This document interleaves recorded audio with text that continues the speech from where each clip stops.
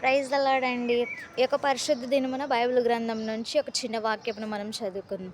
కీర్తనల గ్రంథము 68వ అధ్యాయము 19వ వచనం మనం చూసుకున్నట్లయితే, ప్రభు స్తుతి నందును గాక, అనుదినము ఆయన మనను భరించున్నాడు, దేవుడే మనకు రక్షణకర్త అయి ఉన్నాడనే మాట సెలవిచ్చున్నారు. మనము ప్రభువుని స్తుతించాలండి. మనం ఎక్కడున్నా, ఏ సమయంలో, ఏ విధానంలో, ఎటువంటి సిచ్యుయేషన్స్‌లో ఉన్నా మనం ఆయన్ని స్తుతిస్తూనే ఉండాలి. మనం అనుదినము ప్రతి క్షణము ఆయన్ని స్తుతి యాగములతో అర్పించుతూనే ఉండాలండి మనము. ఎందుకంటే ఈ దినమిచ్చిన ఆయుష్‌ని బట్టి, ఆరోగ్యాన్ని బట్టి, ఆయన కృప మనకు దయచేసినందుకు మనము ఆయన్ని స్తుతిస్తూనే ఉండాలి.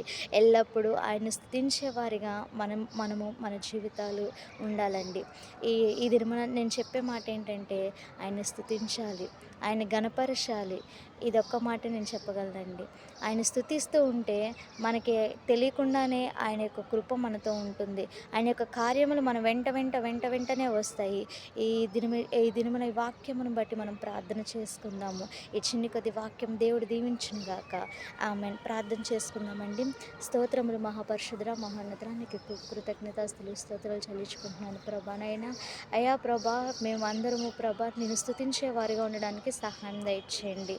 అయా ప్రభానైనా ఎల్లప్పుడూ అనుదినము ప్రతి క్షణమున నిన్ను స్తుతించే వారిగా ఉండడానికి సహాయం దయచేయండి. ఈ యొక్క స్తుతి యాగములు నీకేనైనా అయా ప్రభానైనా ఘనత కలుగునుగా కానీ ప్రార్థిస్తూ ప్రభానైనా మేమందరము ప్రభానైనా అయా ప్రభా స్తుతి యాగములతో నీకు అర్పించునుగా ప్రభానైనా ఇది నీకు మాత్రమే ఘనత కలుగునుగా కానీ ప్రార్థిస్తూ ప్రభా యేసు పరిశుద్ధ నామములో ప్రార్థించి అడిగి వచ్చినాం తండ్రి. ఆమేన్.